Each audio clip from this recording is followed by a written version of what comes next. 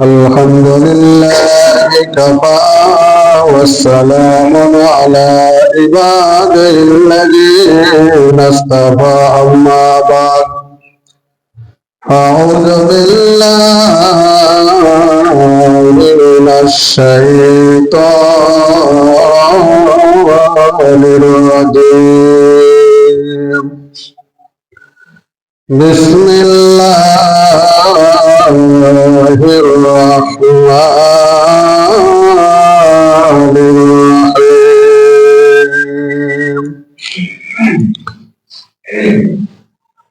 يا أيها الذين آمنوا إنما الخمر والميسر والأنصاب والأزلام رجس من عمل الشيطان فاجتنبوه لعلكم تفلحون الله حافظ উপস্থিত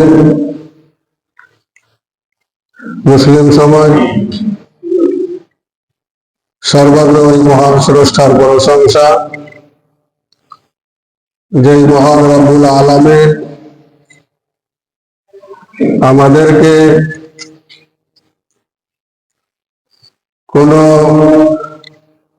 জীব জন্তু পশু পাখি তৈরি না করে সবচাইতে দামি মাখলুক হিসাবে সৃষ্টি করেছেন। তাই সংক্ষিপ্ত ভাষায় তার প্রশংসা করে সকলে বলুন আলহামদুলিল্লাহ। অতঃপর মানব কুলের শ্রেষ্ঠ মানব নবী কুলের শিরোমণি নবী মুহাম্মদুর রাসূলুল্লাহ বলুন সাল্লাল্লাহু আলাইহি ওয়াসাল্লামের প্রতি শত সহস্র দরুদ ও শান্তির ধারা অবস্থিত হোক। আল্লাহুম্মা সাল্লি আলাইহি আল্লাহুম্মা বারিক আলাইহি। ভাই সকল, আমি আপনাদের সম্মুখে মহাগ্রন্থ আল কোরআন থেকে একটি আয়াত পরিবেশন করেছি। তার সাথে সাথে সে আয়াতের অনুবাদ ও ব্যাখ্যা এবং তার সাথে সাথে নবী মুহাম্মদুর রাসূলুল্লাহ সাল্লাল্লাহু আলাইহি সাল্লামের কিছু হাদিসের কথা বলে এই দুবার খুতবাকে সমাপ্ত করব। ওয়া মা তাওফীক ইল্লা বিল্লাহ।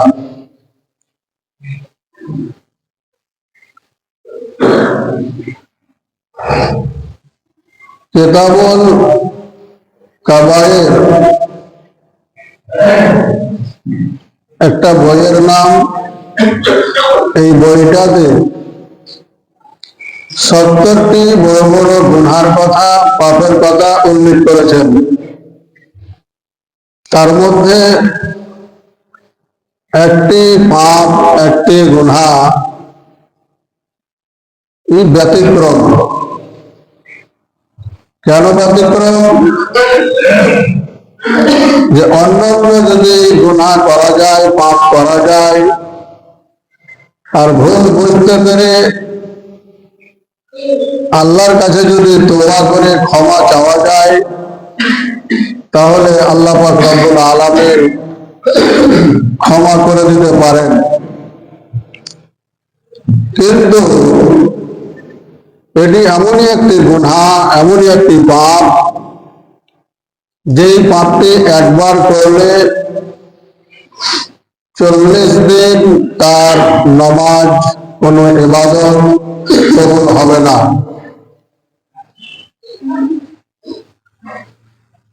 সেই পাপটির নাম কি আমরা অনেক আগে থেকেই জানি, অথচ বলতে বাধ্য হলাম যে আল্লাহ পাক রব্বুল আলামিন যেমন তার বান্দা বান্দীদেরকে জাহান্নাম দিতে চান না, ক্ষতিতে ফেলতে চান না, ঠিক তেমনই নবীগুলো তার উম্মতদেরকে জাহান্নাম থেকে বাঁচিয়ে জান্নাতে নিয়ে যাওয়ার চেষ্টা করে গেছেন। তারপরে পরে তার ওয়ারিস অর্থাৎ ওয়ারাসাতুল আম্বিয়া আলেম সম্প্রদায় তারাও যখন বুঝতে পারেন যে এই কাজটি, এই পাপটি খুব সচরাচর হতে আছে, তখন তারাকে জাহান্নাম থেকে বাঁচার জন্য, ক্ষতি থেকে বাঁচার জন্য, সঠিক পথে নেশার জন্য চেষ্টা করে। তাই আজকে আমাদের সমাজে এই পাপটি শতকরা 70 জনই করে, আবার শতকরা 30 জনই করে। সেই পাপটির নাম কি? নিশাদ্রব্য জিনিস। এই নিশাদ্রব্য জিনিস এত মারাত্মক, ভয়ঙ্কর এই মানব জাতির জন্য যে এই নিশাদ্রব্য জিনিস যদি না ছেড়ে যেতে পারে, আর এই নিশাদ্রব্য জিনিস যদি খেয়ে বা পান করে দুনিয়া থেকে বিনা তোবা করে যদি বিদায় গ্রহণ করে, তাহলে নিশ্চিত জাহান্নামে তাকে যেতেই হবে, তাকে জাহান্নাম হতেই হবে। এর প্রমাণ আল্লাহর নবী মুহাম্মদ সাল্লাল্লাহু আলাইহি ওয়াসাল্লাম বলছেন, কুল্লু মুসকিরিন খামরুন, যত নেশাদ্রব্য জিনিস আছে, চাই ওই নেশাদ্রব্য জিনিসটা শুকনোই হোক কিংবা তরল হোক, কিংবা অল্প হোক কিংবা বেশি হোক, প্রত্যেকটাই হলো মদ, প্রত্যেকটা হলো শরাব। আর কুল্লু খামরিন হারামুন, আর যত মদ জাতীয় জিনিস, যত নেশাদ্রব্য জিনিস, প্রত্যেকটাই হচ্ছে হারাম, প্রত্যেকটাই হচ্ছে হারাম। সে শুকনোই হোক আর তরলই হোক, চাই অল্প হোক আর বেশি হোক। আল্লাহ পাকের নবী মুহাম্মদ সাল্লাল্লাহু আলাইহি ওয়াসাল্লাম বললেন, যেটা জিনিসকে হারাম করে দেওয়া হয়েছে, এটা অল্প কালিল হারাম, অল্প খেলে সেটা হারাম, ওয়া কাসীরু হারাম, আর বেশিও খেলে, বেশিও পান করলে হারাম। হারাম, আর হারামকে জান্নাত লাভ হবে, জান্নাত পাওয়া যাবে, এটা আশা করা যায় না। আল্লাহর নবী মুহাম্মদ সাল্লাল্লাহু আলাইহি হাদিসে বলছেন, কি বলছেন? সালাসাতুন লা ইয়ানজুরুল্লাহু ইলাইহি ইয়াওমাল কিয়ামাতি, আল আকিল ওয়াল বাইহি ওয়াল মুদমিনুল খামরি ওয়াল মান্নু। আল্লাহ পাকের নবী মুহাম্মদ সাল্লাল্লাহু আলাইহি সাল্লাম বললেন, 3 শ্রেণীর মানুষকে কিয়ামতের দিন আল্লাহ রহমতের নজরে দেখবে না, রহমতের দৃষ্টিতে দেখবে না, তাকে পাক পবিত্র করবেন না। তার মধ্যে 1 শ্রেণীর মানুষ হলো ওয়া মুদমিনুল খামরি, যারা নিয়মিত নেশাদ্রব্য জিনিস পান করে। সেই নেশাদ্রব্যটা শুকনোই হোক আর তরলই হোক, কম হোক আর বেশি হোক। আল্লাহ পাকের নবী মুহাম্মদ সাল্লাল্লাহু আলাইহি সাল্লাম অন্য হাদিসে বললেন, সালাসাতুন কাদ হারামাল্লাহু আলাইহিল জান্নাহ, আল আকিল ওয়ালিদাইহি ওয়াল মুদমিনুল খামরি ওয়াদ দায়ুস। আল্লাহ পাকের নবী মুহাম্মদ সাল্লাল্লাহু আলাইহি ওয়াসাল্লাম বললেন, তিন শ্রেণীর মানুষের জন্য জান্নাতে হারাম করে দেওয়া হয়েছে, জান্নাতে অবৈধ করে দেওয়া হয়েছে। তার মধ্যে এক শ্রেণীর মানুষ হলো নিয়মিত নেশা দ্রব্য জিনিস পানকারী। সেই নেশা দ্রব্য জিনিস শুকনোই হোক আর তরলই হোক, অল্প হোক আর বেশি হোক। তাহলে এই হাদিসগুলোর মাধ্যমে জানা গেল যে এটা কত ভয়ঙ্কর গুনাহ, কত ভয়ঙ্কর পাপের কাজ। আর আল্লাহ এবং আল্লাহর রাসূল এই তার বান্দা বান্দীদেরকে ক্ষতি থেকে বাঁচার জন্য, কষ্ট থেকে বাঁচার জন্য, বিপদ থেকে রক্ষা করার জন্য এই সমস্ত জিনিসগুলো আমাদের মধ্যে দিয়ে গিয়েছেন, যেন আমরা এগুলো বলি আর শুনি আর বুঝি আর এর উপরে আমরা আমল করি। আজকে আমরা এই কথাগুলো শুনছি, জানছি, তো মনে হচ্ছে এগুলো কিছুই নয়, এগুলো কোনো জিনিসই নয়। তার কারণ আমাদের মাঝে সচরাচর এই জিনিসগুলো আছে, সকলের মধ্যে। বলি এটাকে কোনো পাপই মনে করি না, গুনাই মনে করি না, কিন্তু এটাকে এত মারাত্মক গুনাহ যে আর বিকল্প গুনাই কঠিন পাওয়া মুশকিল। নিয়মিত দ্রব্য, নেশা দ্রব্য জিনিস পান করার মানে হলো যে প্রত্যেক দিন পান করতে হবে, খেতে হবে, এটা না। আল্লাহ পাকের নবী মুহাম্মদ সাল্লাল্লাহু আলাইহি ওয়াসাল্লাম বলেছেন, যারা নেশা দ্রব্য জিনিস পান করে, চাহে শুকনো হোক আর তরলই হোক, মাসে একবার পান করে দিল কিংবা 6 মাস যখন হলো, 6 মাসের মধ্যে যখন পেয়ে গেল পান করে নিল, কিংবা খেয়ে ফেললো, কিংবা বছরের শেষে যখন পেল তখনই খেয়ে ফেললো, পান করে ফেললো, নবী মুহাম্মদ সাল্লাল্লাহু আলাইহি ওয়াসাল্লাম বলছেন এটার মানে হলো মুদ্দরুল খামরে, অর্থাৎ নিয়মিত নেশা দ্রব্য পান করা। পেলে খেতে হবে আর না পেলে খেতে হবে না, এটা নয়। এর মানে হলো এটা নয়। শুকনো কি, যেমন বিড়ি, সিগারেট, জর্দা, গোল, গুটকা, এগুলো হলো শুকনো, এটা নেশাদ্রব্য জিনিস। তরল মদ আর অন্যান্য যেগুলো নেশা জাতীয় জিনিস, সেগুলো সবই হারাম, কোনো সুযোগ নেই। এর যেমন খাওয়া হারাম, পান করা হারাম, এর চাষ করাও হারাম, এর ব্যবসাও হারাম, বেচা কেনাও হারাম, সবই হারাম।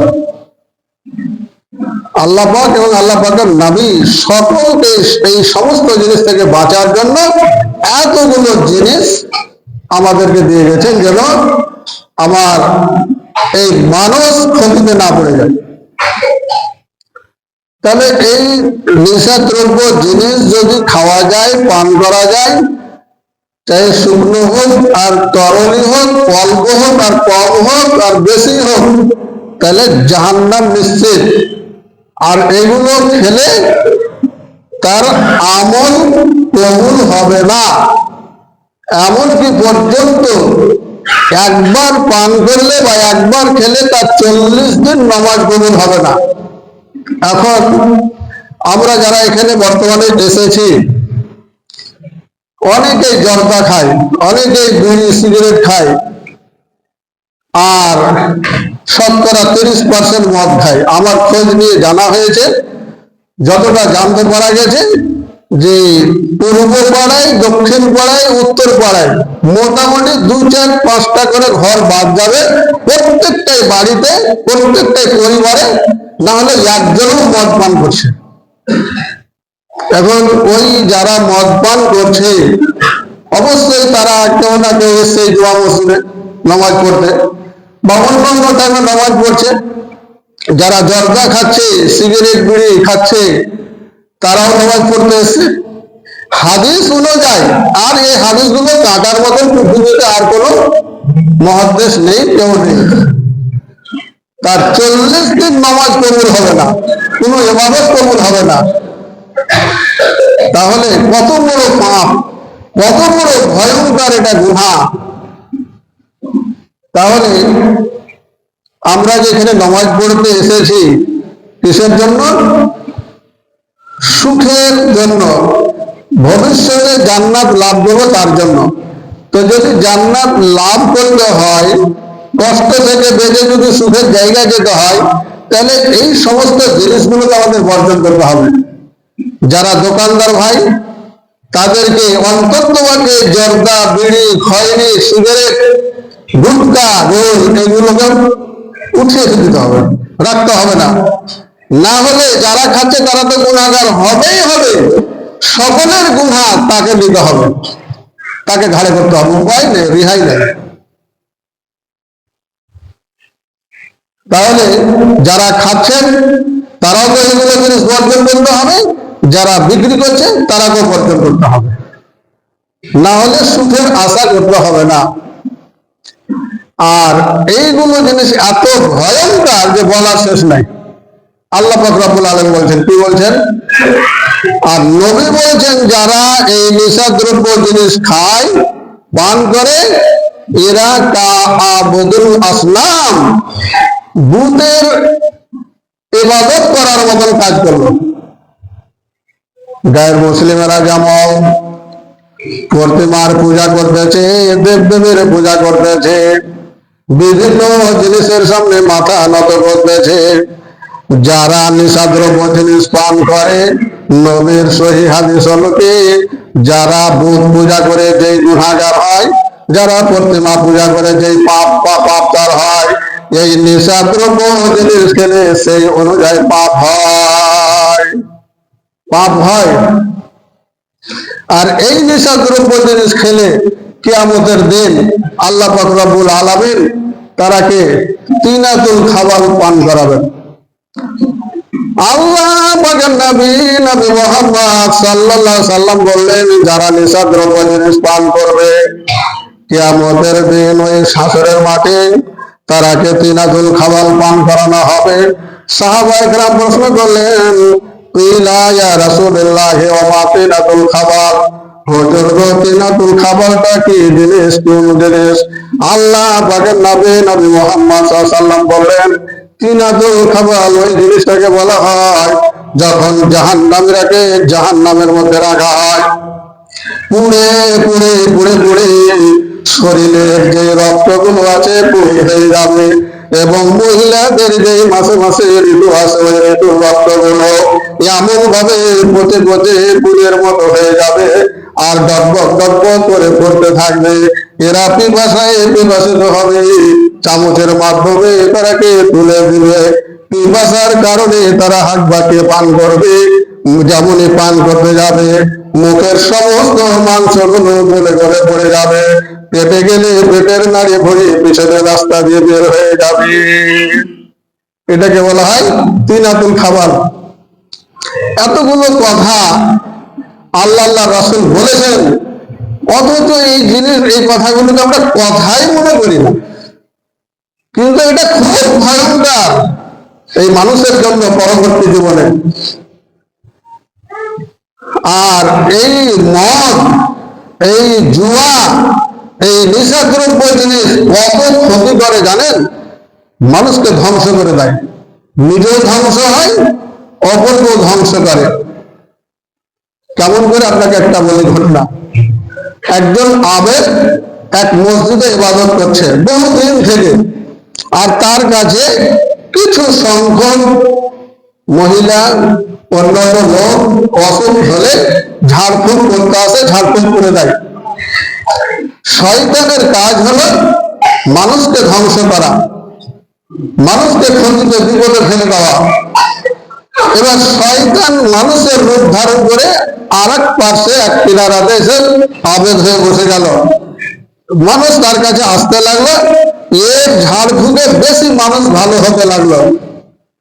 ওই বহুদিনের আবেদ মানুষ বলছেন, এতদিন থেকে ইবাদত করছি, আমার কাছে এত লোক হয় না, এত লোক ভালো হয় না, আর এই সামান্য কয়েকদিন থেকে এত আর রুবি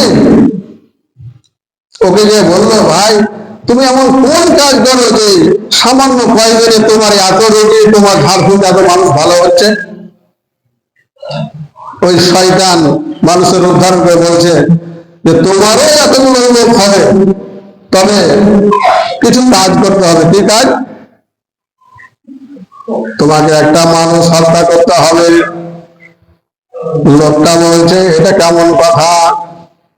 মান কাতালা মুতাআম্মিদান ফাজাজাহু জাহান্নামা খালিদান। ইচ্ছাকৃত ভাবে অবৈধভাবে একটা মানুষকে যদি হত্যা করা যায়, জাহান্নামে তাকে চিরস্থায়ী যেতে হবে। এটা কাজ আমার পক্ষে সম্ভব নয়। তবে যদি তুমি এটা কাজ না করতে পারো, তাহলে একটা কাজ করতে, একটা মহিলার সঙ্গে তোমাকে জেনা করতে হবে, ব্যভিচার করতে হবে। এটাও তো বড় পাপের কাজ, এটাও করা সম্ভব হবে না। বলছে তাহলে ঠিক আছে, তোমাকে এটা না পারলে তোমাকে মদ পান করতে হবে। এটা পারা যাবে? এটা পারা যাবে? তো মদ কোথায় পাবো? এবার আমার কাছে আছে। মদ দিল খাইয়ে, মদ একদম লোড করে খেয়ে ফেললো। এবার লোড হয়ে যখন খেয়ে ফেললো, তখন একটা যুবতী মহিলা এসেছে। শয়তান ওর হিতাহিত জ্ঞান শেষ, ওর বিবেক বুদ্ধি সব শেষ, আর নেই মদ খেয়ে। যখন মহিলাটি এসছে, শয়তান তখন ওকে প্রলোভন দিয়ে দিল, একে ধর্ষণ কর। মহিলাটিকে ধর্ষণ করে ফেললো। যখন ধর্ষণ করে ফেললো, তখন শয়তান বলছে, এরে আবেদ, একে যদি তুই ছেড়ে দিস, তাহলে ভাইকে যে বলে দিবে, বাপকে যে বলে দেবে, বংশের লোককে বলে দেবে, তখন তারা এসে তোমাকে হত্যা করে দেবে, তোমাকে শেষ করে দিবে। তো কি করতে হবে? একে কোনো জায়গাতে তাকে মেরে ফেলে দে, যে কোনো জায়গাতে ঢেকে দে। দেখেন, যেই লোকটাকে হত্যা করতে বলা হলো, হত্যা করতে পারলো না। ওর বিবেক তখন ছিল, জ্ঞান ছিল, হিতাহিত জ্ঞান ছিল। এবার ব্যভিচার করতে বলা হলো, সেটাও পারলো না, যে না, এত বড় অন্যায় করা যাবে না। কিন্তু মদ যখন খেয়ে ফেললো, তার হিতাহিত জ্ঞান শেষ হয়ে গেল, তখন ওই লোকটাই একটা মানুষকে হত্যা করছে, ওই লোকটাই একটা মেয়ে ছেলেকে ধর্ষণ করছে, ওই লোকটাই একটা মেয়ে ছেলেকে গোপন করছে। হয়ে গেল কমপ্লিট। এবার শয়তান চলে গেল ওই বাড়ির লোকের কাছে। ওরা তো মেয়ে খোঁজাখুঁজি করছে। ও ইশারা দিয়ে দিল যে অমুক জায়গায় গাড়া আছে, আর অমুক আবেদ এই কাজ করেছে। যখন জানাজানি হয়ে গেল, বাড়ির সমস্ত লোক আসে ওই আবেদকে এমন ভাবে মারলো, তাকে দুনিয়া থেকে বিদায় করে দিল। দুনিয়া থেকে বিদায় করে দিল। তো শয়তানের কাজ কি আর মদের কাজ কি? মদ খেয়ে মানুষকে ধ্বংস করে দেওয়া, ধ্বংসকে ফেলে দেওয়া, ক্ষতি করে দেওয়া, ক্ষতিতে ফেলে দেওয়া, এটা হলো শয়তানের কাজ। কেন? আল্লাহ স্বয়ং বলছেন, ইন্নামা ইউহিব্বুশ শায়তান আইয়াকা বাইনাকুমুল আদাওয়াতা ওয়াল বাগদা। শয়তানের কাজ হলো একজন মানুষের সাথে আরেকজন মানুষের শত্রুতা তৈরি করে দেওয়া, একজন মানুষকে ক্ষতিতে ফেলে দেওয়া, বিপদে ফেলে দেওয়া, এটা হলো শয়তানের কাজ। তো কিসের মাধ্যমে ফেলবে? সব থেকে বেশি খেলতে পারবে মদ খাইয়ে, ওর ব্রেন নষ্ট করে দেওয়া। তো এটা একটা এমনই একটা আলাদা পাপ, আলাদা গুনাহ, যে আর বিকল্প গুনাহ খুব কম আছে। তাহলে এই নেশা দ্রব্য এত মারাত্মক ভয়ঙ্কর পাপের জিনিস, গুনার জিনিস, যেই পাপ করলে বাঁচার কোনো রাস্তা থাকে না, জাহান্নাম থেকে বাঁচার রাস্তা থাকে না। আর একটা হাদিসের কথা বলে শেষ করতেছি, কত ভয়ঙ্কর মত। হযরত আলী রাদিয়াল্লাহু তাআলা আনহু বদরের যুদ্ধে গানিমতের মাল থেকে একটা উট পেলেন, আর পঞ্চম অংশ থেকে একটা উট আল্লাহ রাসূল দিলেন। দুটা উট হলো। তিনি মনে করলেন যে আমার স্ত্রীর বিয়ে করেছি, দুটা উট পেয়েছি, আমি ইজ ফির ঘাস কেটে আমি ওয়ালিমা করবো, নবীর সুন্নাত পালন করবো। উট দুটোকে নিয়ে গিয়ে আনসারের এক বাড়ির গাছের নিকটে বেঁধে দিলেন। ঘাস কাটতে চলে গেলেন। ঘাস কেটে আসছেন, দেখছেন উট দুটো আর জীবিত নাই, জবাই হয়ে পড়ে আছে। উটের বুক চেড়ে কলেজা বের করে নিয়েছে, কুলটা কেটে নিয়েছে। কে করলো? দেখছেন যে হযরত আমির হামজা রাদিয়াল্লাহু তাআলা আনহু তার সঙ্গ বঙ্গ নিয়ে মদ পান করে একদম মাতাল হয়ে আছে আর আনন্দ ফুর্তি করতে আছে। তখন মদ হারাম হয়নি। সুবহানাল্লাহ। হযরত আলী এত দুঃখ পেলেন, কাঁদতে আরম্ভ করলেন। কাঁদতে কাঁদতে নবী মুহাম্মদ সাল্লাল্লাহু আলাইহি সাল্লামের কাছে আসলেন। আল্লাহ রসুলের কাছে যখন গিয়েছেন, যায়েদ বিন হারেসা বসা আছেন। আলীর মুখমণ্ডল দেখে নবী বুঝতে পারলেন আলী বড় কষ্ট পেয়েছে। কেন কাঁদছে? মুখগুলো কেন বিবর্ণ হয়ে গেছে? আল্লাহ নবী মুহাম্মদ সাল্লাল্লাহু আলাইহি ওয়াসাল্লাম আলীকে জিজ্ঞেস করলেন, আলী রে, কি হয়েছে তোমার? কি ব্যাপার? তুমি কাঁদছো কেন? বলছে, হুজুর আর বলিয়েন না, আমাকে যে দুটা ওট দিয়েছিলেন বড় আশা করে, বড় মনে আশা নিয়ে আমি ইটের ঘাস কাটতে গিয়েছিলাম যে আমি কলিমা করব, নবীর সুন্নাত পালন করব। কিন্তু হযরত আমির হামজা রাদিয়াল্লাহু তাআলা আনহু আমার ওটগুলোকে জবাই করে কলেজা বের করে ওটের কুহান কুয়াশগুলো কেটে নিজের সঙ্গ ভঙ্গ কেটে মদ খেয়ে আনন্দ ফুর্তি করতেছে, আনন্দ ফুর্তি করতেছে। আল্লাহ পাকের নবী চাদরখানা নিলেন, চাদরখানা কেঁদে চলে গেলেন হযরত আলী আর যায়েদ বিন হারেসা নবী। ও মা, হযরত আমির হামজা রাদিয়াল্লাহু আনহু যে ঘরে আনন্দ ফুর্তি করতে আছেন বন্ধু বান্ধবদের নিয়ে, ওই ঘরের মধ্যে ঢুকলেন। আর ঢোকার পরে দেখলেন মাতাল হয়ে আছে। হযরত আমির হামজাকে কিছু ভর্ৎসনা করলেন, কিন্তু আমির হামজার তখন আর হিতাহিত জ্ঞান বলে কিছুই নাই, কোনো জ্ঞান নেই। যেটা আমাদের নবী, এর সম্মান কি, এর মর্যাদা কি, এর ইজ্জত কি, আমাদের মধ্যে সবচেয়ে মহামানব, এই বলে তার কোন জ্ঞান নাই। কেন? এই যে মদ নিশা খেয়ে মাতাল হয়ে আছে, হিদায়েত জ্ঞান নেই। হযরত আল্লাহ রসুল দেখলেন যে, তারপর হযরত উমর হাঁটুর দিকে দেখলেন, কবরের দিকে দেখলেন, আল্লাহ রসুলের মুখের দিকে দেখলেন। আর মদ খাওয়ার লোক কিন্তু ভাই বুঝতে পারছেন তাদের চেহারা মুখমণ্ডল কেমন হয়, তাদের কথাবার্তা কেমন হয়। হযরত আমির হামজা রাদিয়াল্লাহু আনহু বলে বললেন, মুহাম্মদ, তুমি কেন এসেছো? কি জন্য এসেছো? তুমি কি জানো না যে তুমি আমার বাপের চাকর, তুমি আমার বাপের গোলাম? যখন এই কথা বললেন, আল্লাহ নবী সেখান থেকে চলে গেলেন। আমার বলার উদ্দেশ্য যে মদ এমন একটা ভয়ঙ্কর জিনিস যে নিজেও ধ্বংস হবে, অপরকে ধ্বংস করবে, নিজেও ক্ষতিতে করবে, অপরকে ক্ষতিতে ফেলবে। আর এই পাপটা এমন একটা পাপ, এই গুনাহটা এমন একটা গুনাহ যে একবার পান করে নেবে, একবার খাবে, চাই শুকনো হোক আর তরল হোক, আর কম হোক আর বেশি হোক, 40 দিন তার ইবাদত কবুল হবে না। আর ওই 40 দিনের মধ্যে যদি মারা যায়, তাকে জাহান্নাম যেতে হবে, এটা নিশ্চিত, এর বিকল্প কোনো রাস্তাই নাই। ভাই আমার, অনেক সহিহ সহিহ হাদিস এবং কোরআন আমি আয়াতের অনুবাদিত টোটালি করতে পারলাম না। কথা হলো যে আমরা শতকরা 80% শুকনো জিনিসগুলো খাচ্ছি, জর্দা খাচ্ছি, কেউ বিড়ি খাচ্ছি, কেউ সিগারেট খাচ্ছি, কেউ গোল গুটকা, এই সমস্ত জিনিসগুলো বর্জন করেন। যদি না খান মরে যাবেন কি? আমি তো খাই না, জর্দা খাই না, বিড়ি খাই না, তামাক খাই না, কিছু, আমি তো মরে গেছি। যারা 30% বা 20% যারা খাই না এসব, তারা কি মরে গেছে? যেই দোকানদারেরা এগুলা বিক্রি করে না, তাদের কি বেচা কিনা হয় না? তাদের কি সংসার চলে না? চলবে, সবই চলবে। আল্লাহর উপরে বিশ্বাস রেখে হারাম যেগুলো জিনিস, অবৈধ যেগুলো জিনিস, বেচা কিনা থেকে এবং খাওয়া থেকে বিরত থাকেন আর বিরত রাখেন। ইনশাআল্লাহ আমরা পরবর্তী জীবনটা আমাদের সুখময় হবে। আল্লাহর কাছে দোয়া করবো, আল্লাহ আমাদের সকল মুসলমান নরনারীকে তুলে তোমার সঠিক কথাগুলো